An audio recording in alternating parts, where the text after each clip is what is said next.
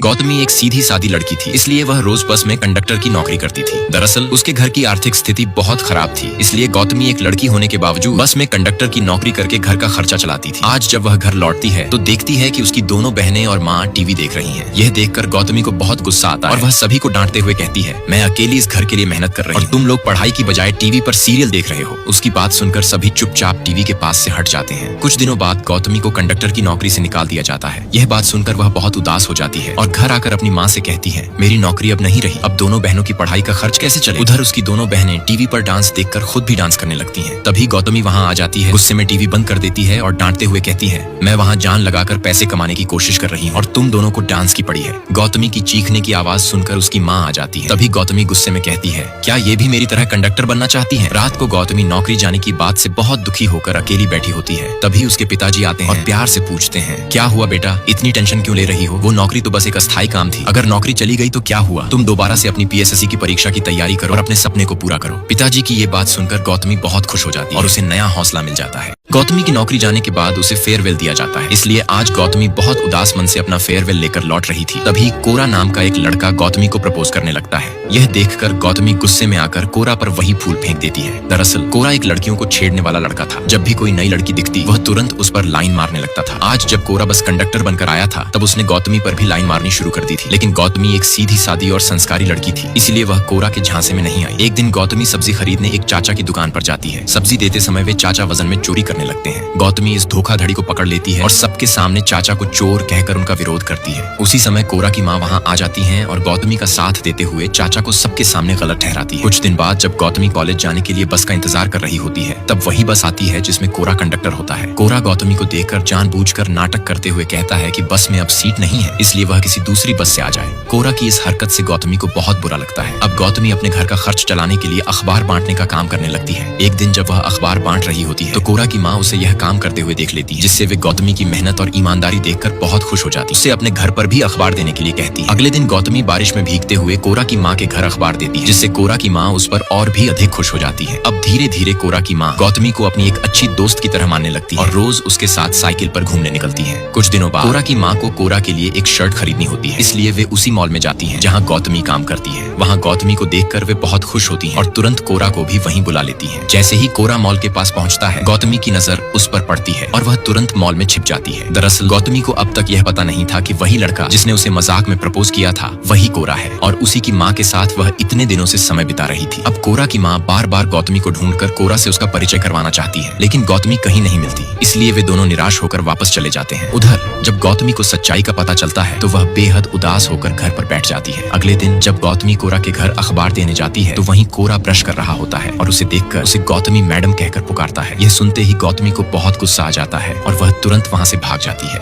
इसके बाद अगले दिन से वह कोरा के घर अखबार देने भी नहीं जाती। इस पर कोरा की माँ उसे ढूंढते हुए उसके घर पहुँच जाती है। वहाँ वे देखती हैं कि गौतमी के पिताजी की तबीयत बहुत खराब है। तुरंत वे कोरा को फोन करके अपनी गाड़ी लाने को कहती है। कोरा तुरंत गाड़ी लेकर आता है और गौतमी के पिता को अस्पताल ले जाता है। उधर कोरा की माँ गौतमी की दोनों बहनों को लेकर अस्पताल पहुँचती है। वहीं पर कोरा की माँ कोरा को अपना बेटा कहकर गौतमी से परिचय करवाती है। वहाँ गौतमी के मॉल का मालिक आनंद आ जाता है और सबके सामने ऐसा दिखावा करता है जैसे वही अकेला गौतमी के लिए सब कुछ करेगा। आनंद का यह बर्ताव देखकर कोरा और उसकी माँ नाराज होकर वहाँ से चले जाते हैं। ये देख गौतमी चुपचाप उदास होकर कोरा और उसकी माँ को जाते हुए देखती रह जाती है। कुछ दिनों बाद कोरा के एक रिश्तेदार चाचा की बेटी कोरा से प्यार करने लगती है। उसी दिन कोरा उस लड़की को अपनी गाड़ी में बैठाकर गौतमी को जलाने के लिए जानबूझकर उसके सामने से लेकर जाता है। यह देखकर गौतमी अंदर ही अंदर जल उठती है। इसी दौरान गौतमी के पिता का देहांत हो जाता है, जिससे गौतमी की माँ और बहनें फूट फूट कर रोने लगती हैं। तभी कोरा की माँ मदद के लिए वहाँ आती है, लेकिन गौतमी कोरा की माँ की ओर देखती तक नहीं और उन्हें अनदेखा कर देती है। कोरा की माँ काफी देर तक गौतमी से बात करने के लिए इंतजार करती रहती है, लेकिन गौतमी अपने रिश्तेदारों से बातचीत में व्यस्त रहती है। यह देख कोरा की माँ दुखी होकर वहाँ से लौट जाती है। उधर गौतमी अपने पिता के जाने के बाद बेहद दुखी हो जाती है और अपने पिता की कही कुछ बातें याद कर फूट फूट कर रोने लगती है। अगले दिन कोरा के ऑफिस के लोग उसे गौतमी की हालत के बारे में बताते हैं, जिससे कोरा तुरंत गौतमी के पास पहुँचता है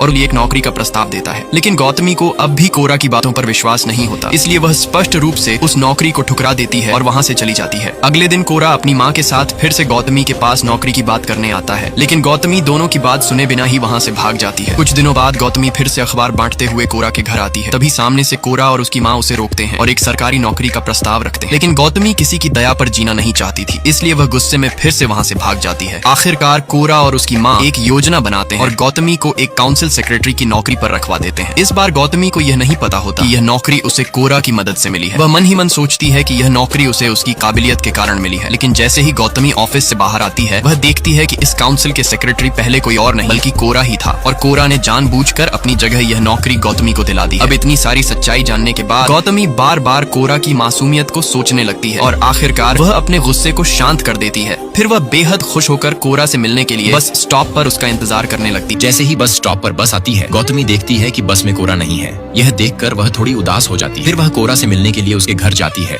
लेकिन वहाँ जाकर देखती है कि घर पर कोई नहीं और बाहर से ताला लगा हुआ है। कुछ दिन बाद जब गौतमी अपनी ऑफिस से लौटने के लिए बस का इंतजार कर रही होती है, तभी उसे उसी बस में कोरा मिल जाता है। और जैसे ही गौतमी बस से उतरने वाली होती है, कोरा उसे एक मुश्किल सा सवाल लिख कर देता है और कहता है, इस सवाल का उत्तर ढूंढकर मुझे कल बताना। अगले दिन गौतमी उस सवाल का हल ढूंढने के लिए अपनी ऑफिस की दोस्त से पूछती है। उसकी दोस्त मोबाइल पर सर्च करती है और कहती है कि यह कोई सवाल नहीं है, बल्कि प्रेम करने वालों का एक लव लेटर है। यह सुनकर गौतमी बहुत खुश हो जाती है और अगले ही दिन सुबह सुबह बस स्टॉप पर कोरा के आने का इंतजार करने लगती है। थोड़ी देर बाद जब कोरा बस में आता है, तो गौतमी उसे अपने पास खींच लेती है और उसे एक प्यारा सा चुंबन दे देती है। इससे कोरा भी समझ जाता है कि अब गौतमी भी उससे प्यार करने लगी है। उसी दिन गौतमी अपनी ड्यूटी छोड़कर पूरा दिन कोरा के साथ बस में बिताती है। धीरे धीरे कोरा और गौतमी एक दूसरे के साथ हर जगह घूमने लगते हैं और रोज रोज उनकी बातें और मुलाकातें बढ़ती जाती हैं। गौतमी और कोरा दोनों एक दूसरे से बेहद प्रेम करने लगते हैं और हर दिन घंटों तक आपस में बातें करने लगे थे। इसी बीच कोरा के चाचा अपनी बेटी की शादी कोरा से करवाना चाहते थे, इसलिए उन्होंने आज कोरा और अपनी बेटी की रिंग सेरेमनी के लिए सारे मेहमानों को बुला रखा था। लेकिन कोरा जानबूझकर पूरे दिन किसी का भी कॉल रिसीव नहीं करता और घर भी नहीं लौटता, क्योंकि अब उसे गौतमी जैसा सोने का टुकड़ा मिल चुका था।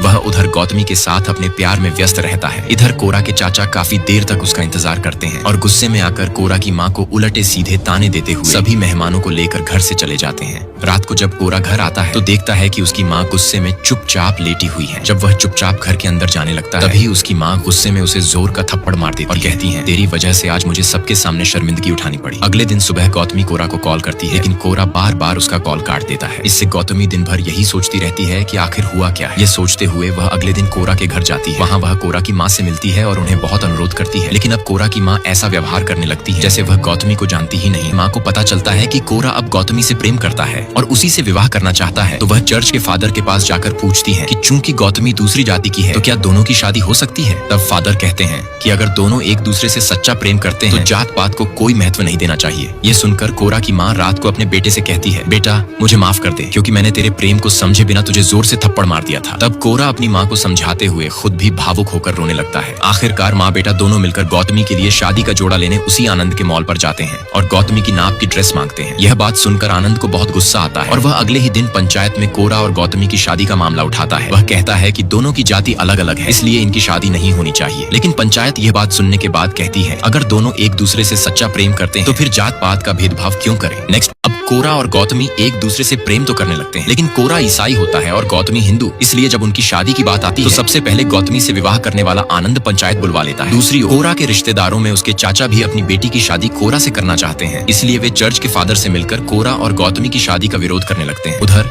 जैसे ही गौतमी अपनी ऑफिस से लौटती है, आनंद के कुछ लोग उसके घर आकर घर को सरकारी संपत्ति बताकर 1 महीने के अंदर उसकी नीलामी की बात कहते हैं। इससे गौतमी पूरी तरह से दुखी हो जाती है। रात को आनंद के लोग गौतमी को परेशान करने के लिए उसके घर पर पत्थर फेंकने लगते हैं, जिससे डर के मारे उसी रात गौतमी, उसकी माँ और बहन घबरा जाती है। कुछ दिन बाद गौतमी की शादी का दिन आता है। कोरा की माँ चर्च में गौतमी का इंतजार कर रही होती है। उधर जब गौतमी शादी के लिए तैयार हो रही थी, उसी समय आनंद और उसके आदमी आ जाते हैं और आनंद गौतमी की माँ को बहुत अपशब्द कहता है। साथ ही वह अपने आदमियों को गौतमी के घर के सामने तैनात कर देता है ताकि गौतमी शादी के लिए बाहर न जा सके। उसी समय कोरा बार बार गौतमी को कॉल करता है, लेकिन गौतमी उसकी कॉल रिसीव नहीं करती। बहुत बार कोशिश करने के बाद कोरा अपनी माँ से कहता है कि शायद गौतमी शादी के लिए नहीं आ रही है। यह सुनकर कोरा की माँ बहुत गुस्से में आ जाती है और चर्च से बाहर निकल जाती है। अब अंत में कोरा गौतमी से शादी करने के लिए बहुत देर तक उसका इंतजार करता है, लेकिन गौतमी आनंद के आदमियों के डर से शादी में नहीं आ पाती। यह देखकर कोरा और उसकी माँ उदास होकर गांव छोड़कर शहर जाने का निर्णय लेते हैं। रास्ते में जाते समय कोरा की माँ आखिरी बार गौतमी से मिलने उसके घर जाती है। जब कोरा और उसकी माँ गौतमी के घर पहुँचते हैं, तो देखते हैं कि घर पूरी तरह सूना पड़ा है और वहाँ कोई नहीं है। यह देखकर वे वापस जाने लगते हैं। तभी घर के अंदर से किसी की आवाज सुनाई देती है। कोरा तुरंत दरवाजा तोड़कर घर के अंदर घुस जाता है, जहाँ वह देखता है कि एक आदमी ने गौतमी की बहन को पकड़ रखा रखा है। यह देखकर कोरा उस आदमी की जमकर पिटाई करता है। उसी समय वहाँ गौतमी और उसकी माँ आ जाती है। गौतमी रोते हुए कोरा की माँ को गले लगा लेती है और कहती है, मेरी माँ और बहन की देखभाल करने वाला कोई नहीं है, इसीलिए मैं शादी में नहीं आ पाई। तब कोरा की माँ गौतमी को अपनी बेटी की तरह स्वीकार करती है और उसे गले लगाकर बहुत स्नेह देती है। इसके कुछ ही देर बाद कोरा और गौतमी कोर्ट मैरिज कर लेते हैं और यहीं पर गौतमी की कहानी समाप्त होती है। नेक्स्ट